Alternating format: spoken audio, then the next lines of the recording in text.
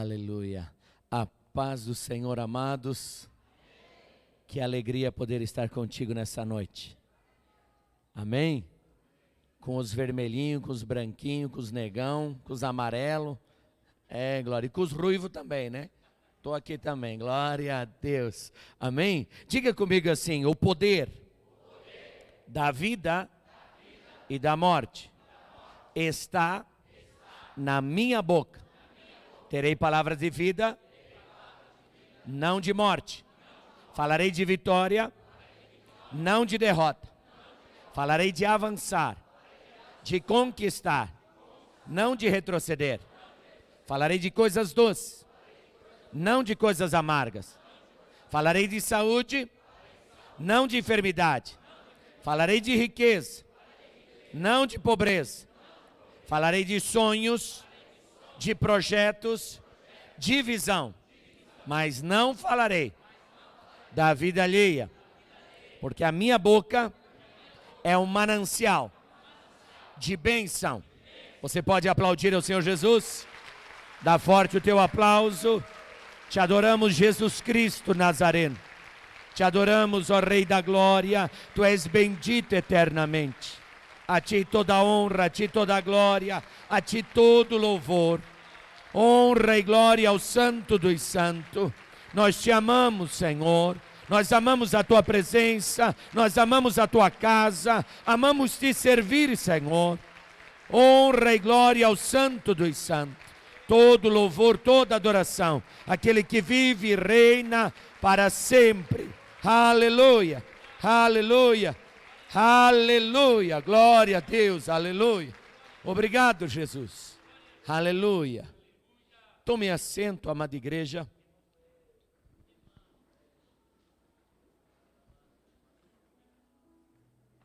Quando eu estava vindo agora para a casa do Senhor, uma moça cortou a minha frente. Eu estava na rótula. Naturalmente, quando você está na rótula, a preferencial é sempre sua. Mas como a rótula é nova, a pessoa ficou brava comigo. Quando nós somos novos num lugar e a gente vem pela primeira vez, nós sempre esperamos que alguém nos atenda, que alguém cuide da gente, que a gente seja cumprimentado. E às vezes isso não acontece, porque você entra na casa do Senhor e a pessoa que te recepciona fica na dúvida se você é da casa ou não, vista a quantidade de pessoa que passa por ela. Não tem como ela saber se todos ela conhece. E aí se ela confunde alguém da casa como se fosse a primeira vez, mas eu já sou daqui. Existe uma outra situação no trânsito que me irrita. É aquela pessoa que quer que o trânsito pare para ela se mexer. Quem é motorista sabe do que eu estou falando. Sabe, a pessoa está na tua frente, o carro está vindo lá longe, e ela fica esperando. E fica esperando. Eu falei ela, né? Desculpa. Aí normalmente são elas.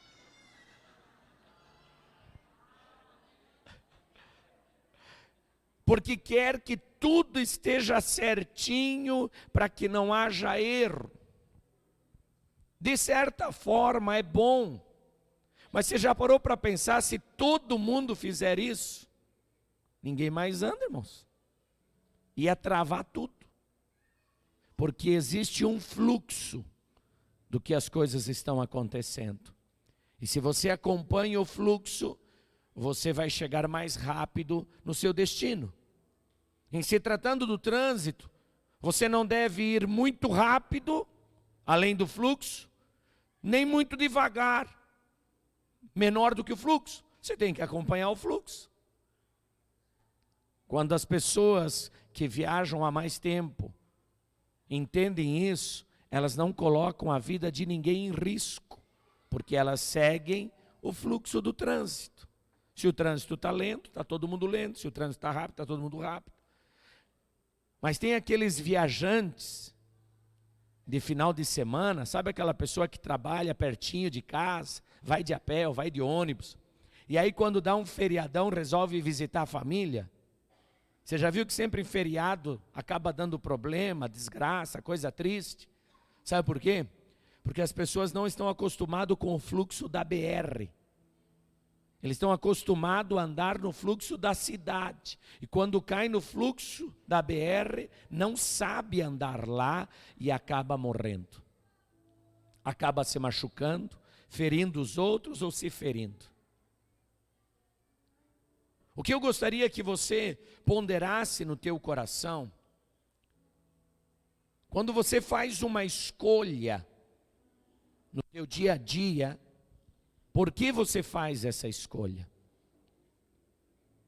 Se você for fazer uma viagem longa, é mais vantagem você ir de ônibus do que você pegar a estrada. Porque aquele motorista do ônibus faz aquele percurso todo santo dia. Então ele está acostumado com o fluxo. Não quer dizer que você não possa viajar. Mas se você realmente quer viajar, converse com pessoas que viajam. Como que funciona? Como que eu saio de uma autoestrada? Como que eu entro numa autoestrada? Você está entendendo o que eu estou falando? Para que você não venha se machucar. Quando nós estamos na casa do Senhor, nós achamos que Deus, e alguns pregam assim, né? Que Deus pega qualquer pessoa e capacita. Quem já ouviu falar isso? Que Deus capacita os chamados. Já ouviu falar isso? Tem certeza disso? Tem certeza que Deus capacita o chamado? Ou será que Deus pega o capacitado? Deus chama a pessoa capaz e dá mais poder, ou Ele chama a pessoa sem capacidade nenhuma e dá poder? Você está ouvindo o que eu estou falando? Que às vezes a pregação, ela tem um tom de que Deus vai fazer algo sobrenatural na tua vida e você vai romper. Às vezes a palavra nos leva a entender que quem tem promessa não morre. Isso é um ditado comum nas redes sociais aí. E eu sempre tenho a impressão que estou na contramão. Acho que eu tenho que parar de ler a Bíblia, irmãos. Melhor ficar só com a versiculite. Sabe, pega um versículo fora do texto e quer fazer uma pregação. Diga comigo assim: todo aquele povo do Egito tinha promessa.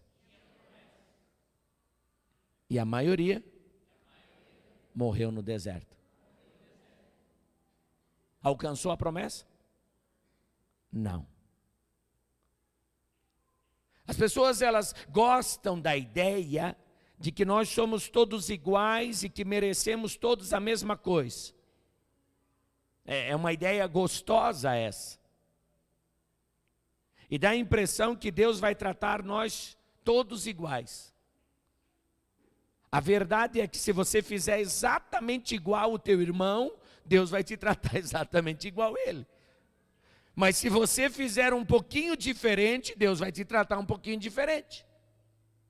Se você fizer um pouquinho melhor, Deus vai te recompensar um pouquinho mais. Se você fizer um pouquinho pior, Deus vai tirar um pouquinho da bênção.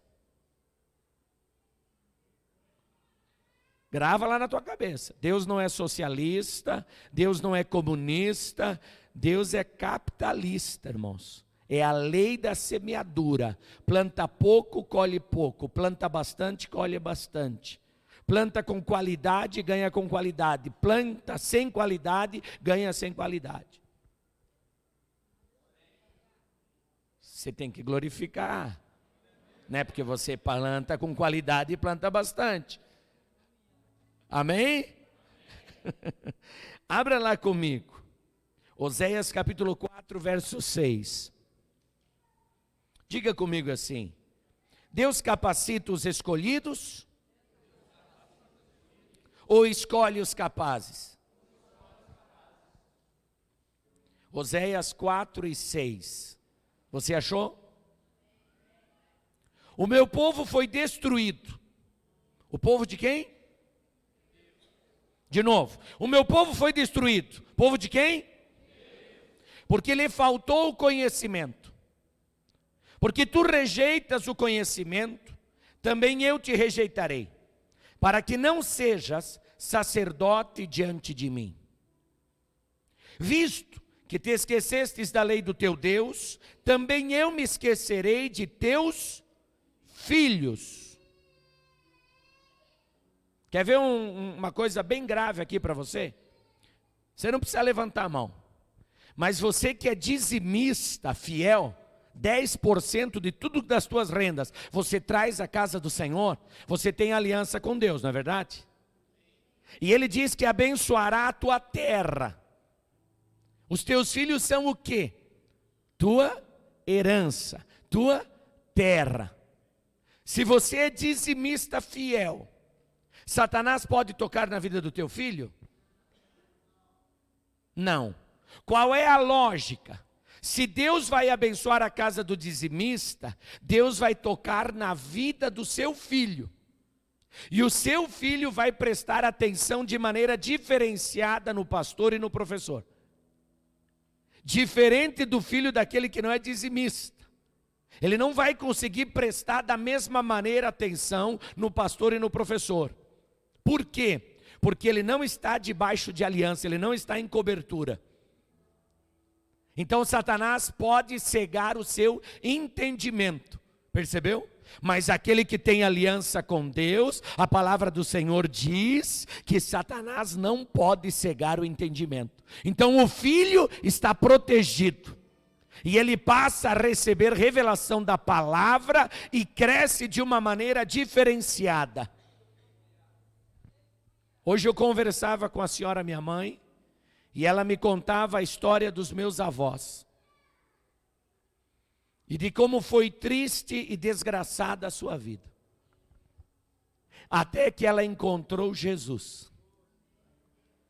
O pai do meu avô era bêbado e morreu de bêbado. E o seu filho odiava, ou seja, meu avô odiava o meu bisavô. Olha que desgraça. Na casa dos meus pais, por parte de pai, eles eram crentes e tementes a Deus. Não eram aqueles crentes assim zelosos da palavra. Eram crentes. O meu pai amava o seu pai, amava a minha mãe. O meu avô não morreu de bêbado. Morreu já velho. Minha avó morreu muito mais velha. O meu pai foi uma bênção. Boa parte dos seus irmãos foram uma bênção. E na casa do meu pai, onde eles foram ainda mais zelosos da palavra, não tem nenhum bêbado, nenhum drogado. Sabe por quê? Porque a promessa do Senhor se cumpre, e a tua terra será chamada terra deleitosa. Está falando dos teus filhos, está falando da tua descendência. Se você rejeita a lei do Senhor, eu me esqueço dos teus filhos. Olha só, o ato de você ser fiel no teu dízimo, gera toda essa estrutura aqui, ó. E lá na salinha das crianças tem um ar-condicionado em cada sala. E tem uma professora ministrando a palavra para ela. Sabe por quê? Porque você tem dizimado. Se você ganha 1.000, você está dizimando 100. Se você ganha 10.000, você está ofertando 1.000. Se você ganha 100.000, você está dizimando 10.000. Você percebeu? Todos nós, dentro da sua capacidade, daquilo que Deus lhe deu, está sendo fiel. Deus julga igual? Deus julga igual. Quem ganha 1.000 dá 10%, quem ganha 100.000 dá 10%. O milagre é igual. Agora, a fidelidade é que faz o diferencial. Se você for fiel, eu abençoarei os teus filhos. Amém? Então ele diz: Visto que te esquecestes da lei do teu Deus, também eu me esquecerei de teus filhos. Aí agora você encontra os filhos de Israel totalmente escravizados pelo Egito. Escravos do Egito. E aí fica uma pergunta: mas Abraão não era amigo de Deus e não era dizimista? Abraão era amigo de Deus e dizimista. E a Bíblia diz assim: e Deus ouviu dos céus o clamor do seu povo na terra do Egito. E ele disse: eu vou libertar os meus filhos, eu vou libertar o meu povo. Quando você tem aliança com Deus, meu irmão, havia passado 430 anos, desde Abraão até esse dia. É muito tempo. Havia passado muito tempo. Quantas gerações? Mas o Senhor diz que quando Ele te abençoa, Ele abençoa até 1000 gerações. Ele abençoa você, abençoa teu filho, teu neto, teu bisneto e vai além. Aleluia. Xarabandagassúria. Diga comigo: Deus precisa escolher alguém para libertar o seu povo. Se Deus precisa de alguém para escolher, para libertar o seu povo, o que isso significa? Que quem está lá, toda aquela multidão, não está apta. Todo aquele povo não serve para o propósito de Deus. Olha que coisa horrível. E Deus escolhe Moisés. Por que Deus não escolheu Arão, seu irmão mais velho? Por que não escolheu a Sara? Por que não escolhe alguém antes dele? Por que ele tem que escolher Moisés? E por que Moisés não pode ser criado pelos seus pais? O que impede de Moisés ser educado e instruído pelos seus pais? Diga comigo assim: a mentalidade deles era de escravo. O que você está ensinando o seu filho a ser. A maneira que você pensa, a maneira que você fala, a maneira que você age, você está transferindo para o seu filho. E Deus precisava de um libertador, mas Ele não podia escolher um adulto, porque já estava formatado. Deus tem que pegar um bebê para capacitar para fazer a sua obra. Mas Ele não pode colocar na mão do seu próprio povo para educar o bebê, porque o seu próprio povo não tem a mente que ele precisava. Então Ele tem que pegar Moisés e colocar na casa do faraó.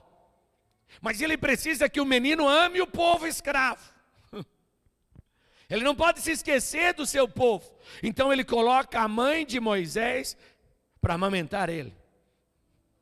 Ou seja, faz com que Moisés tenha um link, tenha uma ligação com a sua mãe de sangue. Mas a sua cultura, a sua instrução muda completamente. O filho do escravo está sempre com medo. O filho do faraó, como a gente diz, tem o rei na barriga. Ele acha que pode tudo. O filho do faraó sabe, conhece todas as leis, todas as regras, conhece o seu poderio, conhece o seu exército, é treinado para a batalha, é treinado para a guerra, é treinado para tudo, enquanto o outro só sabe amassar barro e fazer tijolo. Deus, Ele quer escolher pessoas para fazer a sua obra, e eu tenho certeza que Deus já vem tratando com você desde que você é criança. Mas muitos de nós nos conformamos à situação em que nós estamos e não avançamos, achando que Deus vai parar o trânsito para que a gente passe. Sabe como eu gostaria de viajar e fazer a obra de Deus sem esquentar a cabeça, sem ter problema com finanças, sem ter problema com burocracia. Não existe isso, meu irmão. Você vai ter que enfrentar o trânsito e dizer: é a hora, eu vou, é agora. Mas sabe o que acontece? A situação não é propícia, a hora parece que não é certa, parece que não tem recurso, não tem meio. Meu irmão, você não pode estar preso à mentalidade de um escravo. Você tem que ter a mente de um conquistador, de dizer: eu vou romper em fé e vou me apropriar das promessas de Deus para a minha história.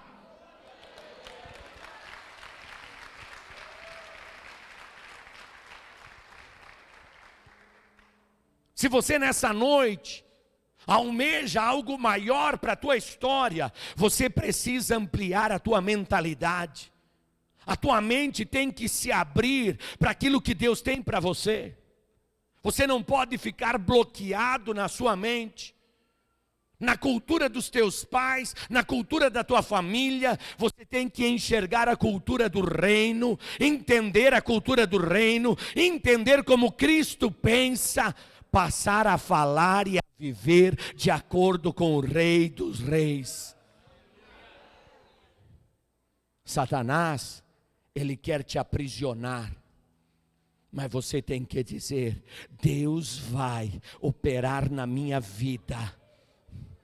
Eu vou enxergar, eu vou ver além do que os outros veem, eu vou ouvir além do que os outros ouvem. Anare como Nagasúria. Você tem que ter uma disposição para a mudança. Você tem que ter uma disposição para a mudança. Como é difícil para nós sair de uma maneira. Sabe, na casa dos meus pais, eu sou o menor. E Deus me escolheu para fazer algo diferenciado. Por quê que eu fui escolhido para fazer algo diferenciado se venho de uma mesma casa?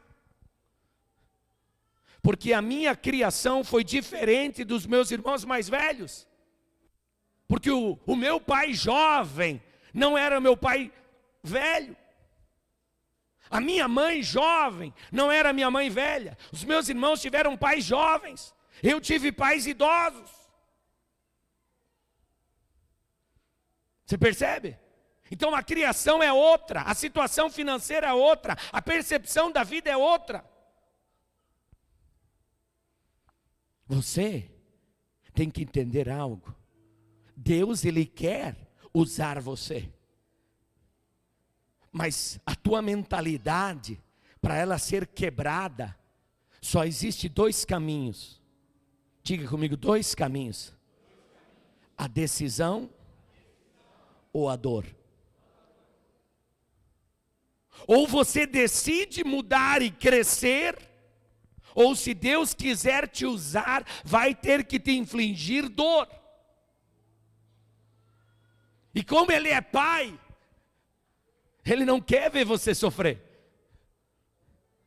E Ele vai dizer: deixa assim.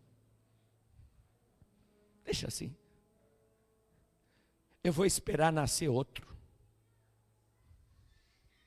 Olha que horrível. Ele olha para mim, olha para você e diz: espera, eu vou pegar outro. Que esse está travado demais. Ele fala para Jeremias: não posso eu fazer como oleiro, ó casa de Israel, te moer e fazer um vaso novo? Estuda a história de Israel e você vai entender o que é sofrer. Você vai entender o que é moer. Ele fez de Israel uma casa nova. Israel não é mais idólatra, Israel não busca os outros deuses, Israel é fiel ao Senhor Deus. Meu irmão, eles foram moídos e muito bem moídos. Você quer sofrer ou quer decidir?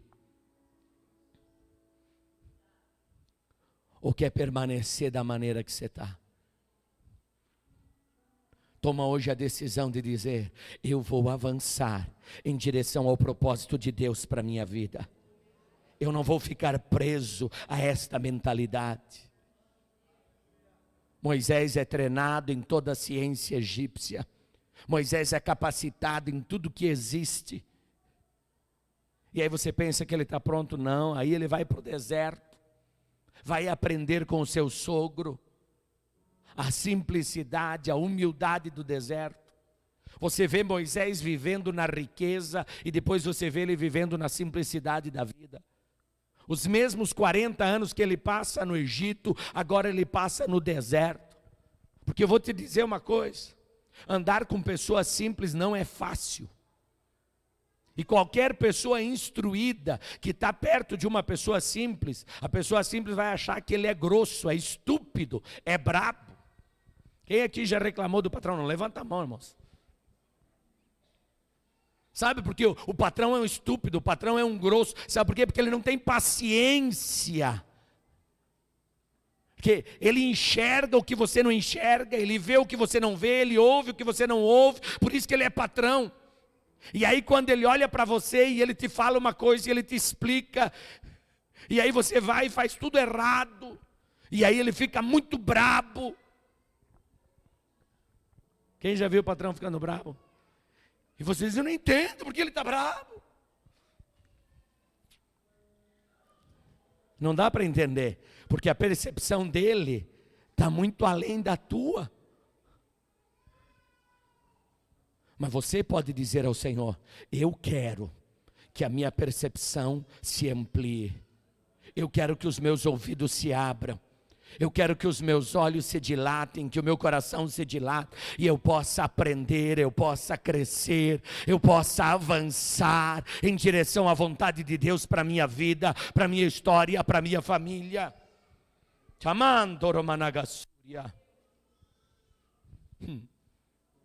Deus, ele está procurando alguém que esteja disposto a mudar.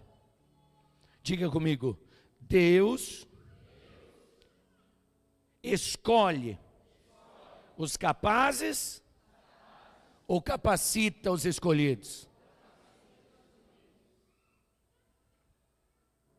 O primeiro texto que nós lemos diz que ele abandonará os nossos filhos se nós não buscarmos o conhecimento.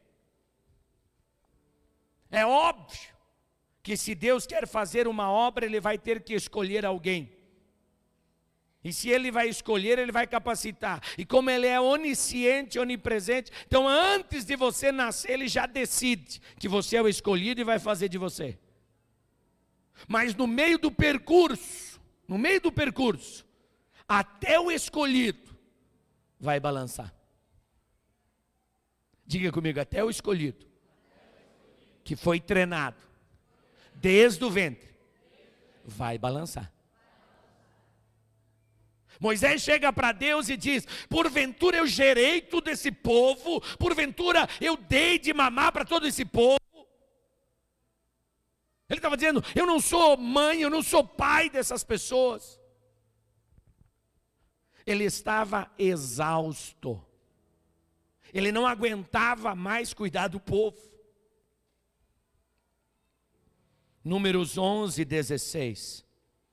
Então Yahvé respondeu a Moisés: reúne 70.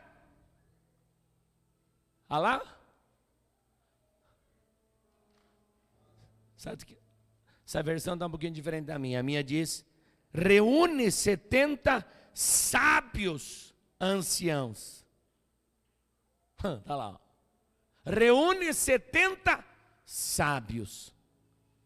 Por que Deus não disse: reúne 70 homens? Pronto. Não. 70 ancião, pessoa velha, e sábia. Não é qualquer um. Pessoa de idade e pessoa sábia. E aí ele vai e diz: que tu sabes serem autoridades. Diga comigo: autoridades Deus pede para escolher pessoas velhas, pessoas sábias e que sejam autoridades. Ou seja, o povo já deu testemunho de que são quem manda. Mas ele vai além e diz: e escribas. Deus queria homens maduros, homens sábios, que soubessem ler e escrever e que fossem autoridade.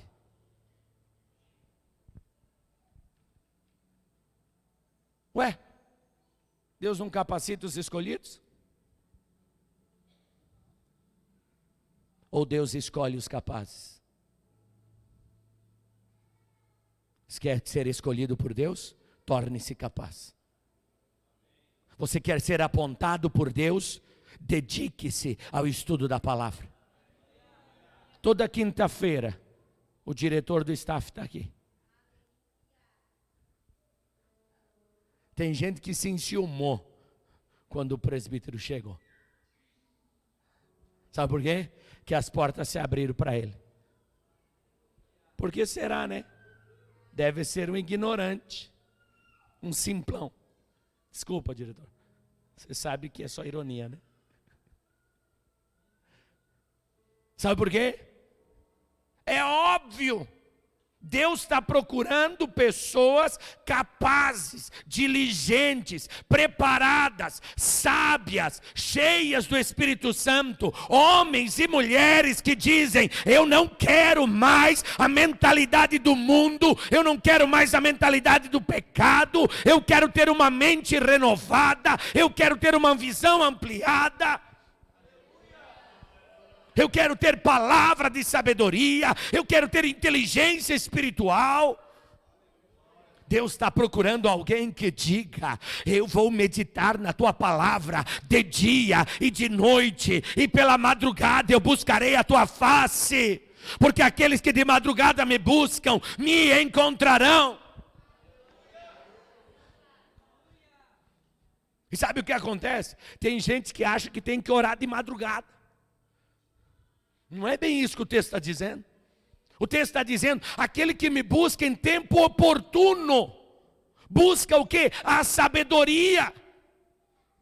Buscar a face do Senhor em tempo oportuno. Sabe quando uma pessoa cai possessa na tua casa, aí você vai tentar se transformar no exorcista? Vou jejuar agora não dá tempo, filho, o demônio já está aí, se vira. Mas se você se preparar em tempo oportuno, quando o problema aparecer, você estará preparado. E você vai solucionar o problema. O nome do Senhor vai ser louvado. E você será reconhecido como pessoa prudente, pessoa que está preparada, pessoa que está com azeite na lamparina. E não só azeite, tem fogo, está acesa. Aramam torromanagassúria.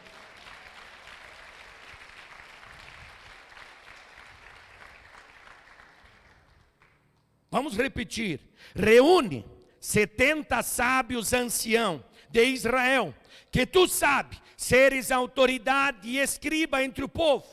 Tu os levarás à tenda do encontro, então permanecerão contigo.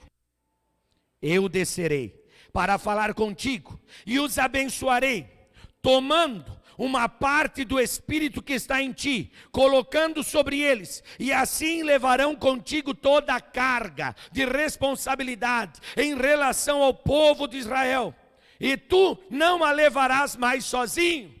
Aleluia! Diga comigo: Deus escolhe pessoas preparadas e tira do espírito daquele que está antes. Entenda que ele não diz: eu darei do meu espírito a esses 70. Não. Do espírito que está sobre ti.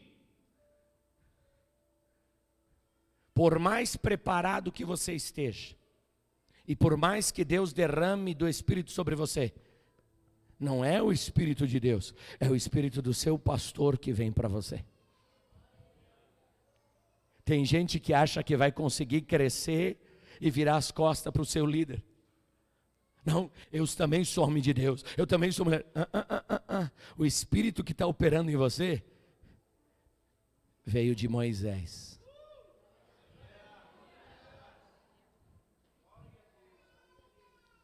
É literal a palavra. Retirarei do Espírito que está sobre ti e colocarei sobre eles. Porque por mais preparados que aqueles homens estivessem, não eram Moisés. E tem coisas que os nossos olhos não enxergam, que só Deus sabe por que escolheu aquela pessoa. Mas se Ele escolheu, é para o nosso bem. Quem aqui quer ser escolhido do Senhor? Arabachokoromanagasoria. Deus está procurando alguém disposto a crescer. Fala para o teu irmão, quem trabalha, não atrapalha.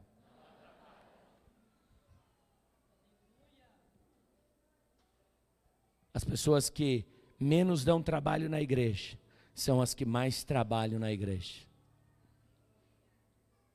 A pessoa que é adulto, você já vai entender o que eu estou falando.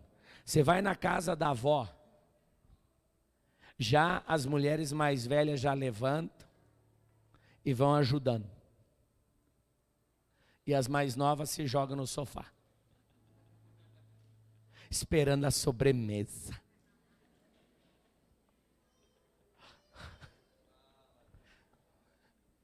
Você acha que na loja não é diferente? O funcionário mais velho já ajuda o pratão, cor, e o mais novo, que horas é o café? Que horas vamos parar para tomar o suquinho? Aí o mais velho diz, não está vendo que a loja está cheia? Ai, mas é um grosso mesmo, acho que ele não gosta de mim, não vai com a minha cara. Por isso que Deus diz, pega os mais velhos. Pega os sábios. Não basta ser velho, tem que ser velho e sábio. Não basta ser velho e sábio, tem que ler e escrever. Ou seja, tem que ter uma renovação contínua da sua mente. Diga comigo, quem lê e escreve tem uma contínua renovação da sua mente. A pessoa vai ficando velha, ela vai se acomodando à sua situação. Esse não serve. Deus procura alguém que, apesar da sua idade avançada, diz como Paulo, traga os pergaminhos, porque me são muito importantes. Traga, porque, meu irmão, o que um homem na cadeia ainda quer ler? Ele estava preparando as cartas para mim, estava preparando o ensino para você. O homem de Deus, a mulher de Deus, não importa se é de idade avançada, ele continua renovando a sua mente, porque sempre vai chegar alguém jovem ao seu lado e questionar, e apresentar a sua ideia, e ele tem que estar preparado para tosar, para corrigir, para chamar a atenção. Chanare Komanagasuria. Eu tenho visto muitos obreiros, muitos pastores, com igrejinhas pequenas, sofrendo, padecendo. Não é que não tem chamado, não é que não foi escolhido, mas não é sábio. Não se aplica a leitura da palavra, não reconhece que o Espírito vem de uma autoridade sobre a sua vida. A bênção sobre a tua casa depende de você entender que você precisa de alguém para te confrontar. Nós não gostamos de ser confrontados. Nós queremos que todo mundo aprove o que nós fazemos. Mas se você faz mal, por que não pode ser corrigido? Põe a mão no teu coração. Eu quero ser corrigido. Eu quero que me afrontem. Quando eu falhar, eu quero. Você não pode ficar parado no tempo. Você precisa que alguém te dê um chacoalhão e diz, levanta a cabeça, enfrenta o teu problema, vai, muda essa tua atitude, muda isso que você está fazendo. Arabachocoromanagasoria. Toma a decisão de dizer: eu vou ampliar a minha visão para ter mais de Deus. Rabachocomanagasuria. Diga comigo: minha disposição em aprender e produzir me levará a lugares excelentes. Quanto mais disposto você tiver a crescer, tão mais alto você vai ir. Mas se você não estiver disposto a mudar a tua mentalidade, a mudar o teu coração, você ficará estagnado no tempo. Você não vai conseguir avançar, não vai conseguir prevalecer.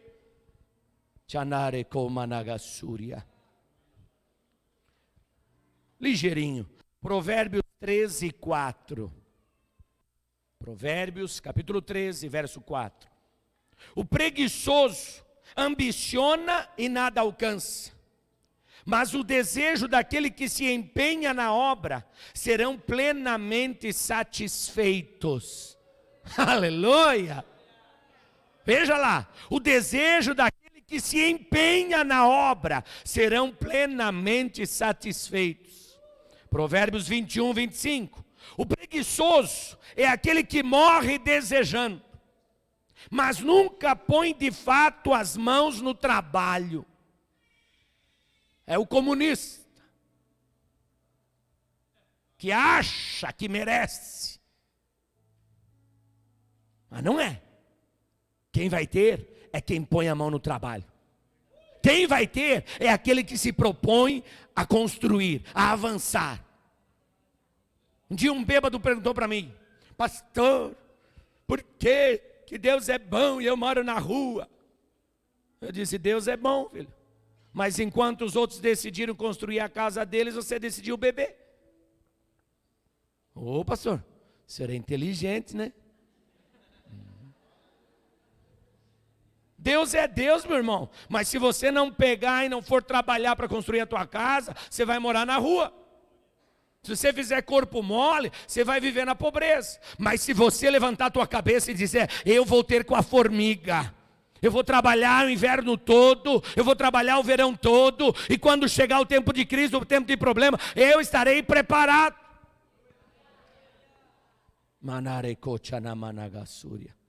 Verso 26. Os dias se passam e ele, né, o preguiçoso, não somos nós, desejando mais e mais. Olha só, o preguiçoso, ele está sempre esperando que alguém sirva a ele. Mas enquanto o justo reparte sem parar o que granjeia. Diga comigo: reparte sem parar o que granjeia. Sabe quando você vê uma fazenda bem grande e você pensa: o fazendeiro é rico? Sabe o que a Bíblia diz?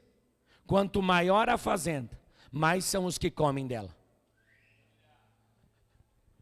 Sabe aquela mega empresa que tem lá 30, 40 mil funcionários? O patrão deve ser rico, né? Mas você já parou para pensar e sentar e dar de pagar para 40 mil pessoas? Toda a organização só para acertar o pagamento dessa turma. Imagine pôr para trabalhar 40 mil pessoas. Às vezes 2, 3 já dá trabalho, imagina 40 mil. Essa pessoa que administra toda essa riqueza merecia um prêmio. Sabe, você amada aí, que tem os teus funcionários, 15, 20, você já merece um prêmio. Tu é o cara. As pessoas têm inveja da tua casa, do teu carro, do teu salário. Só não sabem fazer o que você faz. Só não tem força nem potencial para fazer o que você faz. E se você faz, é porque Deus deu você como presente para aqueles mais fracos, para fazer a diferença na vida deles. E se você está dizendo: ah, mas eu queria ser ele, então disponha-se a aprender com aquele que faz. Disponha-se a entender como ele entende, a falar como ele fala, a viver como ele vive, e você vai ter o que ele tem. Você está gostando da mensagem? Estou achando você meio apavorado. Fala para você, eu vou melhorar. Aleluia. Tcharabanarabanaragassúria. Provérbios 29:15.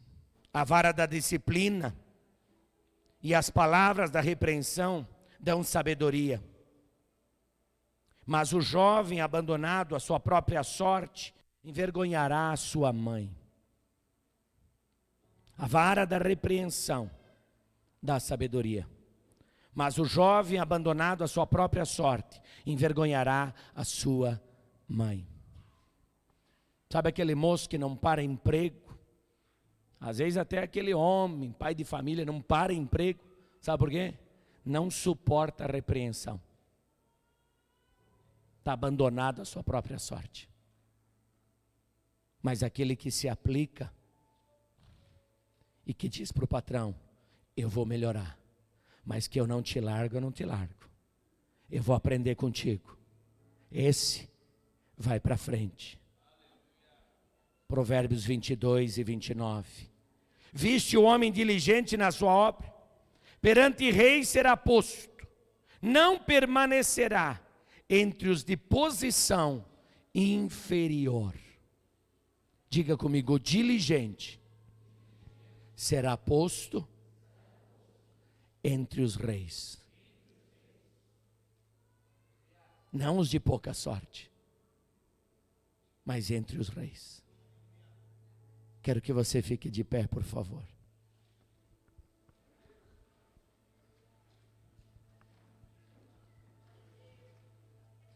A maioria de vocês eu não sei com que trabalha. A maioria de vocês eu não conheço a casa. Mas eu tenho certeza que você pode melhorar. Por mais excelente que você seja, você pode melhorar. E talvez você não entenda uma coisa. Satanás, ele quer bloquear a tua mente, bloquear os teus ouvidos. Mas hoje, o Senhor quer libertar a tua mente. Quer libertar os teus ouvidos. E quer inclinar o teu coração para a vontade de Deus. Para que você possa alcançar voos mais altos. Eu quero que você saia do seu lugar e venha para frente. E venha